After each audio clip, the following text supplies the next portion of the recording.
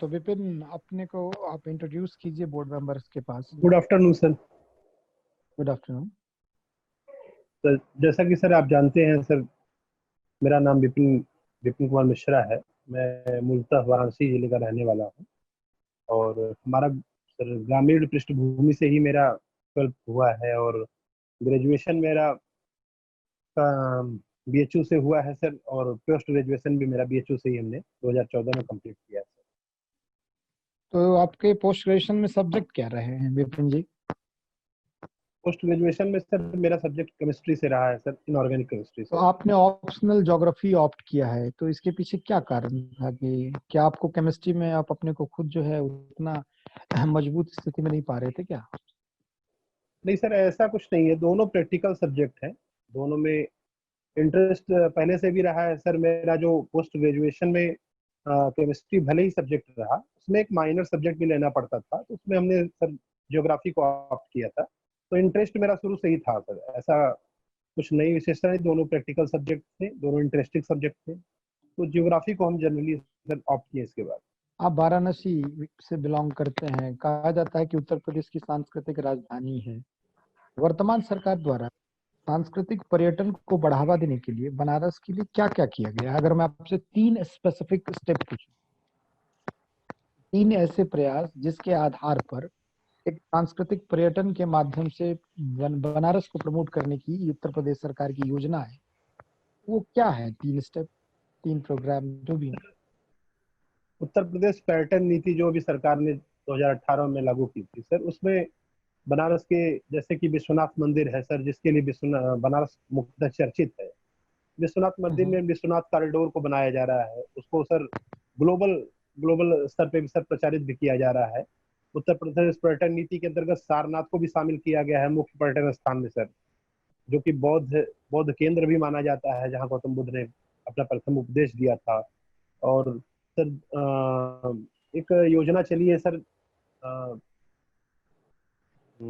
हृदय योजना सर। हृदय योजना के माध्यम से सर तो जो केंद्र बनारस। सरकार की हुई ना? जी सर। सेंट्रल गवर्नमेंट की स्कीम है हृदय, जिसकी जी, बात आप कर। जी सर। मैंने पूछा उत्तर प्रदेश सरकार की योजनाओं के बारे में। सर उत्तर प्रदेश की योजनाओं में सर मुख्य यही है सर, सारनाथ और जो अच्छा विश्वनाथ विपिन, ये कॉरिडोर। बताएं, लास्ट ईयर कुंभ का आयोजन किया गया प्रयागराज में, है ना? जी। जी आपको सर। नहीं लगता है कि एक तरह से कुंभ के नाम पे इतना बढ़ा चढ़ा के आयोजन, एक तरह से वह जो है वो एक धार्मिक राजनीति को प्रेरित करेगी? कहीं ना कहीं कुंभ जो है वो हिंदुओं से जुड़ा रहा है, तो ये सरकार की यह जो नीति है वह कहीं ना कहीं धर्म आधारित राजनीति को प्रमोट कर रही सर ऐसा हम लोग नहीं कह सकते सर, क्योंकि प्रयाग जो है, जो त्रिवेणी सर उसको कहा जाता है, गौर गंगा यमुना और सरस्वती नदियों का, वो बहुत पहले से सर प्राचीन काल से ही माना जाता है। इतना फेमस था, चाहे ब्रह्मा जी ने प्रथम यज्ञ किया था, वहां से प्रयाग की उत्पत्ति हुई जो। तो हम ये कह सकते हैं सर, हिंदुओं से रिलेट करके इसको देखना अच्छा नहीं रहेगा। हाँ सर, प्रमोट जिस स्तर पे किया गया, खर्चे जिस स्तर पे किए गए, तो ये कहीं ना कहीं एक रेवेन्यू अर्न का भी तरीका था सर। काफी बड़े अमाउंट में विदेशों से नागरिक आए और बहुत सारे लोग आए, जिसमें बहुत सारा रेवेन्यू कलेक्ट हुआ सरकार के खाते में। जितना सरकार ने उस पर स्पेंड किया, उससे कहीं अधिक रेवेन्यू कलेक्ट नहीं किया। और सर उत्तर प्रदेश में मुख्य, जैसे केरल जैसी तो प्राकृतिक दशाएं तो है नहीं कि बहुत सारी ऐसे कई नेशनल पार्क्स हैं, या पश्चिमी घाट है, या बहुत सारी झीलें हैं। उत्तर प्रदेश का मुख्य पर्यटन का आकर्षण ही सर सांस्कृतिक विशेषताएं ही हैं। तो हमको ये नहीं कहना चाहिए कि विशेष तौर पे कि तो हम क्यों नहीं हिंदू हम धर्म को। हमने जो है ईद या बकरीद, इन सब त्योहार को भी तो प्रमोट उसके माध्यम से किया जा सकता था? क्यों आगरा में अगर हम ईद के त्योहार को एक उसको राज्य के स्तर पर आयोजित करते तो भी तो रेवेन्यू गेन कर सकते थे। सर ईद ईद ईद किसी विशेष स्थान से संबद्ध है नहीं। जैसे आगरा है सर, तो आगरा तो जनरली माना जाता है कि मुस्लिम शासकों द्वारा बनवाया गया। आगरा में बहुत सारे हैं जो पर्यटन स्थल है, तो विदेश से नागरिक वहां पे भी आते हैं। एक रेवेन्यू कलेक्शन का वो भी काफी बड़ा स्रोत है उत्तर प्रदेश सरकार का। तो ये नजरिया हम लोगों को सर पर्यटन के स्तर पर नहीं रखना चाहिए। उत्तर प्रदेश की जो, चाहे मुगलों की बनाई हुई विभिन्न धरोहर हो, या फिर सांस्कृतिक जो इतना विपिन चली ये आ रही है। बताएं, बुंदेलखंड क्षेत्र जो है वो भौगोलिक दृष्टिकोण से क्यों पिछड़ा हुआ है? अगर आप ज्योग्राफी के छात्र हैं तो इसके पिछड़ेपन में भूगोल का क्या योगदान है? सर वहाँ पिछड़ेपन के कई एस्पेक्ट्स होते हो सकते हैं, जैसे कि सर, जैसे कि हम भौगोलिक संरचना के स्तर पे प्रथम दृष्टया देखें, तो जब सर वहाँ ग्रेनाइट और नीस चट्टानों से बनी हुई संरचनाएं है, तो वहाँ पे जल स्रोत जो है काफी नीचे और काफी सीमित मात्रा में है। बारिश का देखें तो बंगाल की खाड़ी वाली जो शाखा आती है, वो पूर्वोत्तर उत्तर प्रदेश से सर काफी मात्रा में जब जल गिर जाता है, और कुछ बची हुई 60 मिलीमीटर 7 सेंटीमीटर तक की वर्षा वहां लगभग होती है सर। तो बारिश के स्तर पर भी कम वर्षा होती है। दूसरा, वहाँ जो भौम जल जल है, तो वो भी बहुत कम है। तो तीसरी चीज, पथरीली संरचनाएं है, पठारी क्षेत्र है, और ग्रेनाइट और नीच चट्टानों से बना है, तो उपजाऊपन भी कम है।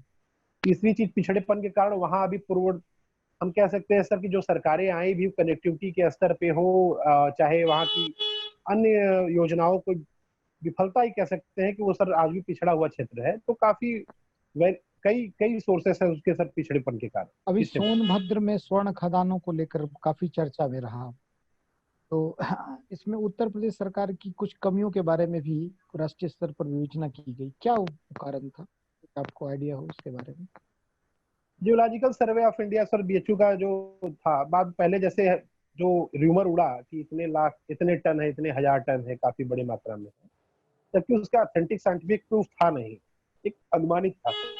जब उसका जियोलॉजिकल सर्वे ऑफ इंडिया ने, बीएचयू के संस्थान ने उसका परीक्षण किया, तो पाया कि काफी छोटे स्तर पे ही वहां स्वर्ण की प्राप्ति हुई है। तो ये मैं कह सकता हूँ साइंटिफिक सर, या कह सकते हैं हमारे यहाँ तकनीकी का बहुत बहुत वाइड वो नहीं हो, कह सकते हैं उपलब्धता न होने के कारण ये संभावनाओं के स्तर पे ठीक ही है, रह पाया, जिसमें दिक्कतें हुई काफी सर। चलिए ठीक है। बहुत बहुत धन्यवाद। अब आपको सोनी सर कुछ पूछना चाहेंगे? Over thank to you you sir. Soni sir, please. Thank you.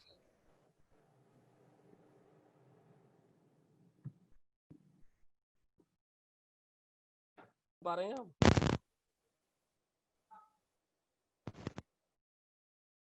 सुन पा रहे हैं? आवाज आ रही है मेरी? Good afternoon sir. Yes sir. Vipin ji ये बताइए, एक साधारण सा प्रश्न है, ये आपके नाम का क्या अर्थ है? सर विपिन के नाम का अर्थ सर जंगल होता है, जंगल। अच्छा, और क्या है आपके समानार्थक? सर जंगल, अब समानार्थक के संबंध में सर कुछ विशेष जानकारी नहीं। जंगल के बारे में सर जंगल। जंगल है, वन है, कांतार है, इतने सारे शब्द हैं। हिंदी माध्यम है आपका? माध्यम क्या है आपका? नहीं सर, माध्यम हिंदी है सर, माध्यम हिंदी है। तो हमें इस भाषा के बारे में भी पता होना चाहिए ना, अपनी के जी बारे सर, में थोड़ा बहुत। पर्यायवाची, अच्छा आप ये बताइए। पर्यायवाची पता था सर। एक्चुअली मैं क्वेश्चन को सही से समझ नहीं पाया सर। अच्छा अच्छा, चलिए कोई बात नहीं। अच्छा ये बताइए कि जहाँ पे भी खनन प्रक्रियाएं होती हैं वहाँ पे खनन माफिया का उदय हो जाता है, और भारत में खनन माफिया काफी बड़े बड़े रहे हैं। यानी कि वो इतने बड़े हो गए कि वो व्यवस्था से भी बड़े हो गए। तो क्या हमारी सरकारी नीतियां इस पे जिम्मेदार हैं, खनन माफियाओं के उदय को लेकर के? सर ये तो, इसमें कोई सर इफ बट की प्रश्न ही नहीं उठता सर कि हमारी प्रशासनिक फेल्योर है सर ये। और सबसे बड़ी बात यह है कि हमारे यहाँ सर अभी भी पारदर्शिता के स्तर पर हो, चाहे प्रशासनिक, हम ऊपर से सूचनाएं या जानकारियां या आदेश तो हो जाते हैं, मगर नीचे के स्तर पे जो उसको क्रियान्वित करने वाले अधिकारी होते हैं सर, वो पारदर्शी नहीं होते सर। कहीं ना कहीं उनकी सर जो कह सकते हैं सर कि जो माफियाओं से मिली भगत होती है। और वो हम कह सकते हैं सर कि आज भी अगर सुधार हुआ, मगर उतने बड़े स्तर पे हम कह सकते हैं कि सुधार आज भी नहीं हो पाया, इसीलिए वो अच्छे खासे माफिया, खनन माफिया आज भी सक्रिय है सर। विपिन जी ये बताइए कि अभी आप किसी जॉब में हैं? जी सर, मैं वर्तमान में सर बनारस में ही लेखपाल पद पे कार्यरत हूँ सर।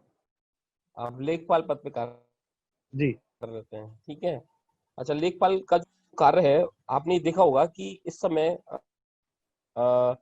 मतलब राज्य व्यवस्था में यदि हम जाते हैं तो बड़ा ही महत्वपूर्ण पद हो जाता है लेखपाल का। तो वहां पे आपने भ्रष्टाचार को कितना महसूस किया है, उसकी ग्रेविटी कितनी है, थोड़ा बताएंगे?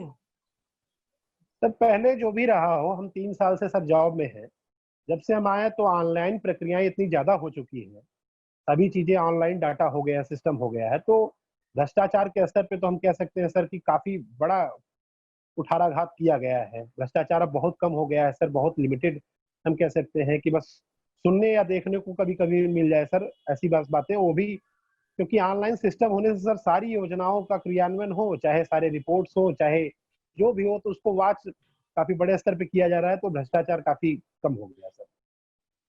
अब भ्रष्टाचार अच्छा, पहले जैसा नहीं रह पाया।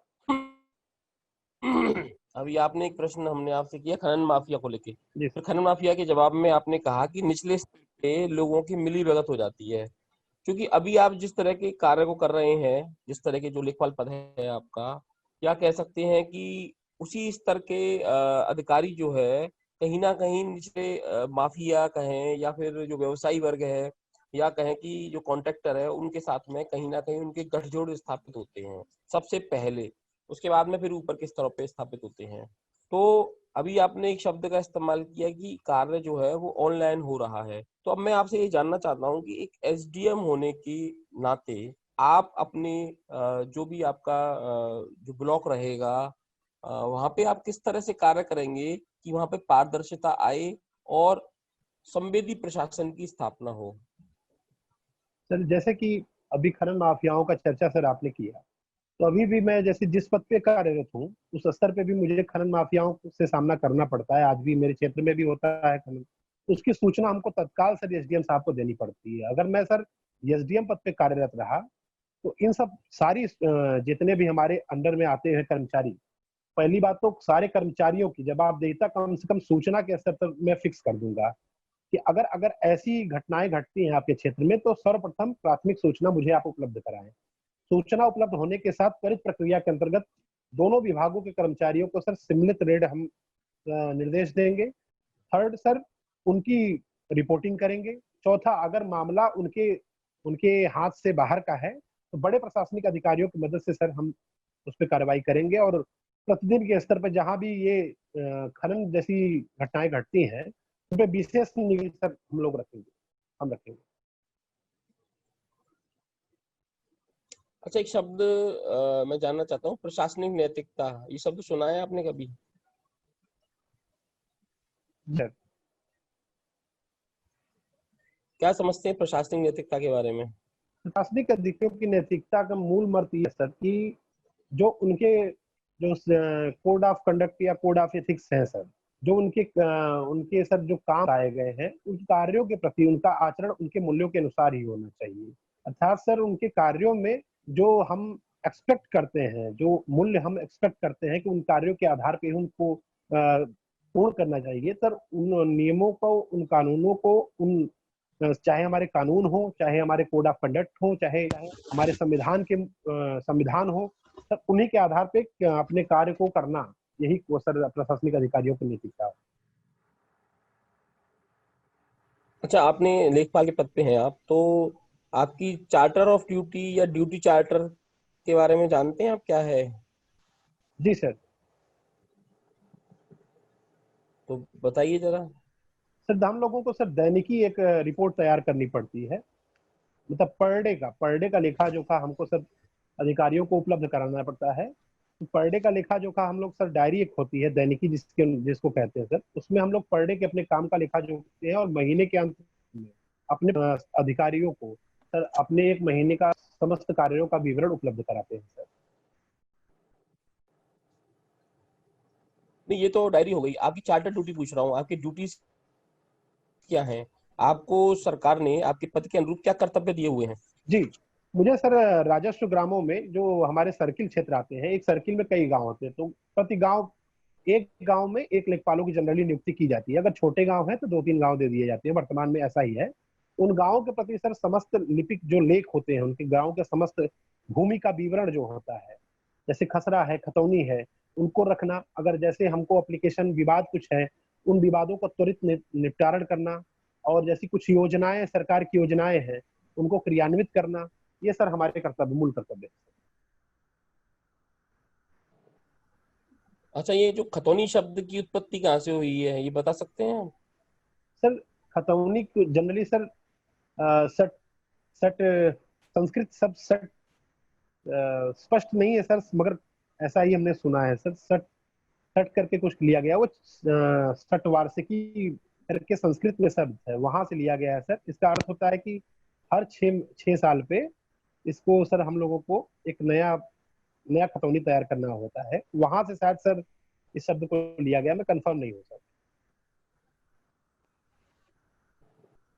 अच्छा, आप ये बताइए, जैसे कि आपका चूंकि राजस्व से संबंध है, राजस्व ग्राम जो आप लेखपाल का कार्य है, तो आप बता सकते हैं कि मध्यकाल में मध्यकाल जी में इतिहास के बारे में थोड़ा बहुत जानते हैं हम?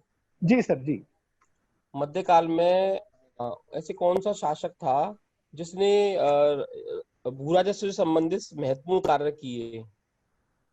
सर मध्यकाल में जनरली सर शेरशाह सूरी का नाम काफी फेमस है सर। शेरशाह सूरी जो सर जरीब का यूज किया जाता है, वो जरीबानी कर उस समय लगता था, अकबर के समय में भी सर लिया जाता था। और जो बीघे की माप है, बिस्वे की माप है, वो जनरली सर शेरशाह सूरी के समय में ही प्रचलित था, ऐसी माप की इकाइयां। और अकबर में अकबर का ऐसा कौन सा जो रिप्रेजेंटेटिव था या ऐसा कौन सा व्यक्ति था जिसने की पूरी बंदोबस्ती प्रक्रिया को डेवलप किया? नाम बता क्षमा सकते चाहते हैं? हैं सर, इतना डिटेल सर नहीं पता सर। टूडरमल का नाम सुना है आपने कभी? जी टूडरमल। सर जी सर। जी सर जी। हाँ, तो टूडरमल का बंदोबस्त है वो, और वो दहसाला प्रणाली थी वो। और एक एवरेज निकाला गया था 10 साल का अध्ययन करके कि जी कितनी उपज किस तरह की जमीन में होती है। तो जमीन की पैमाइश, जमीन के क्वालिटी, और उसके आधार पे फिर निकाला गया था कि इतना राजस्व होना चाहिए, ये बनता है। जी सर। एक छोटा सा एक और प्रश्न मैं आपसे पूछूंगा कि जो लोकतंत्र है, जी सर। तो भारत में जो जो लोकतंत्र है उसमें जो सामंतवादी तत्व हैं वो कौन कौन से हैं?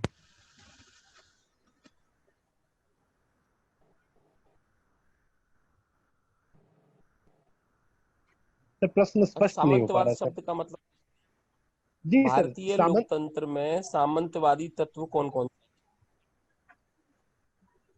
सर कह सकते हैं राज्यपाल की नियुक्ति हम मान सकते हैं सर। सिविल सभी राज्य नहीं, में सिविल सेवकों की। सामंतवादी तत्व, सामंतवादी तत्व।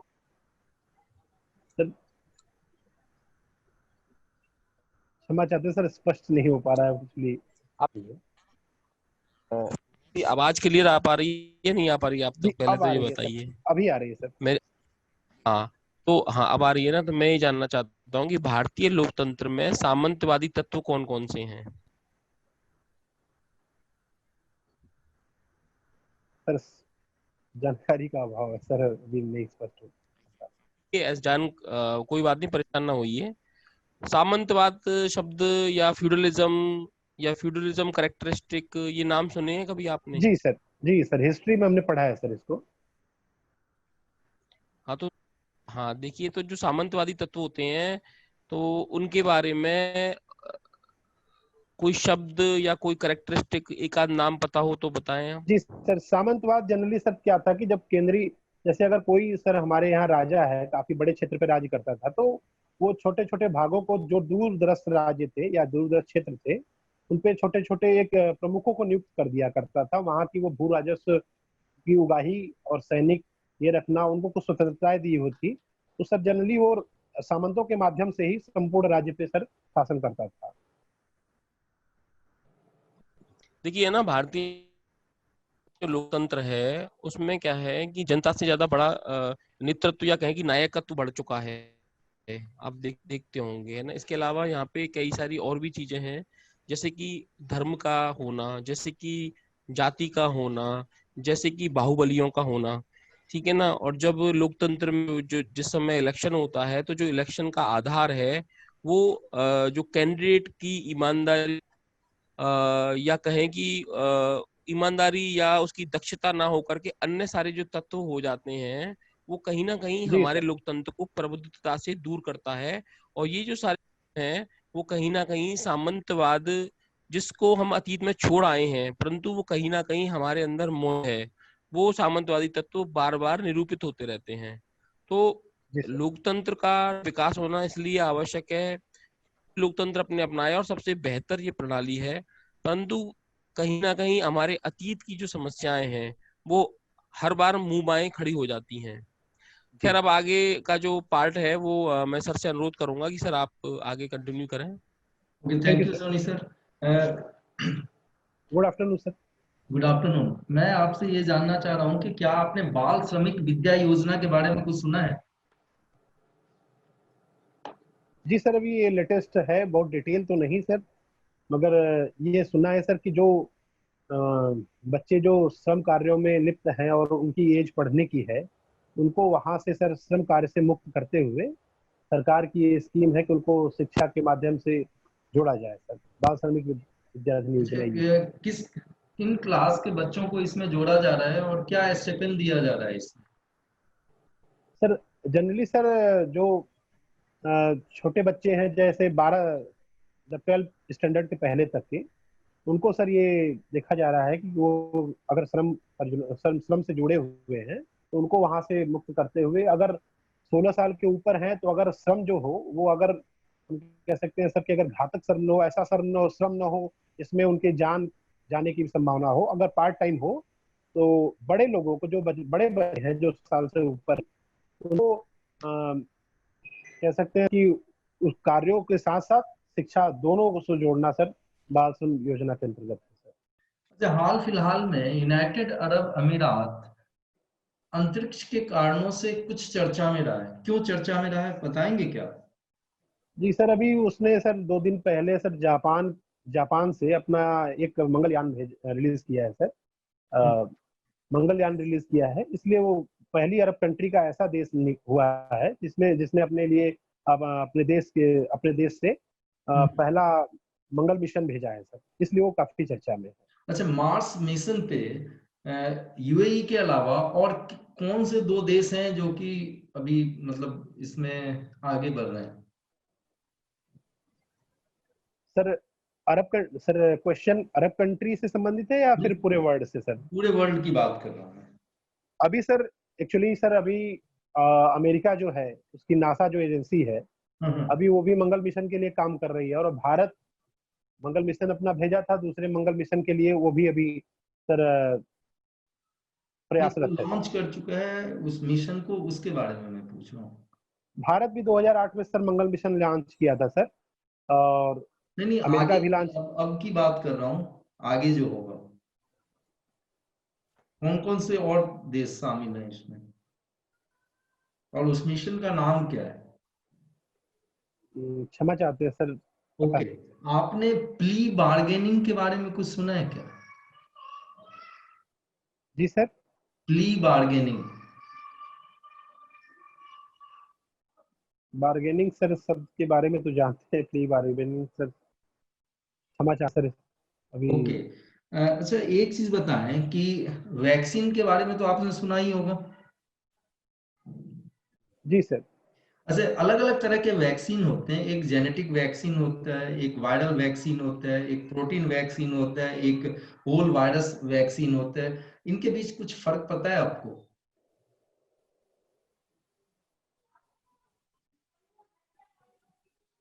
जैसे सर अभी कोरोना वायरस है, तो वायरस से जो रोग होते हैं, वैक्सीन में जनरली सर उन्हीं वायरसों को प्रयोग किया जाता है, चाहे निष्क्रिय करके, चाहे बहुत कमजोर करके बॉडी में रिलीज किया जाता है, जिससे हमारी बॉडी उनके खिलाफ एंटीबॉडी डेवलप करती है। तो अगर बैक्टीरिया है तो सर बैक्टीरिया के प्रोटीन, ऐसे वायरस जिनमें प्रोटीन से संबंधित कुछ सर कह सकते हैं रोग जनरेट होते हैं, तो उसमें प्रोटीन वायरस जेनेटिकली है, डीएनए आरएनए का प्रयोग किया जा रहा है, तो जेनेटिकली हो जाएगा सर।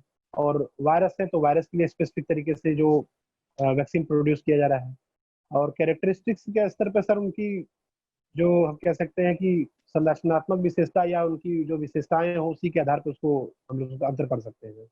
अच्छा, हाल फिलहाल में सेंकाकू द्वीप का एक विवाद चल रहा है, वो ये विवाद है क्या? सर ये सेनकाकू द्वीप सर जापान का है, जापान में दक्षिणी चीन सागर के ऊपर सर जापान का ही ये द्वीप है। चीन से इसका विवाद है सर सेनकाकू द्वीप को लेके। चीन ही सिर्फ इन्वॉल्व है या कोई और भी देश इस झगड़े में इन्वॉल्व है चीन के अलावा? झगड़े के अलावा सिर्फ ताइवान ताइवान चीन वही रिलेटेड सर, दोनों जो है वो सेनकाकू द्वीप को लेकर विवाद है। जापान सर जनरली उसका नाम चेंज करता रहता है और उसके अधिकार के संबंध में कुछ अपने देश का निर्देश या कुछ संसद द्वारा कुछ पारित करता रहता है, जिसका चीन विरोध कर रहा है और सेनकाकू द्वीप पे अपना अधिकार बता रहा है। तो विवाद मुख्यतः यही है इसी द्वीप को लेकर। ओके, अभी चर्चा में क्यों आया ये? अभी हाल ही में जापान सर उस पे एक अपने संसद में एक विधेयक पारित करके उसके नाम परिवर्तन तथा वहां पे नाम परिवर्तन और अच्छा, इस कुछ क्रियाएं संसद में किया गया या किसी नगरीय परिषद के द्वारा किया गया है? क्षमा चाहते हैं सर, पढ़े तो थे, अभी डिटेल मेमोराइज नहीं हो पा रहा है। अभी एक सक्तेंग वन्य जीव अभ्यारण्य, ये भी काफी चर्चा में है। क्यों चर्चा में? तो ये कहाँ है? जी सर, पुनः सर थोड़ा नाम उसका दोहराएं सर। सक्तेंग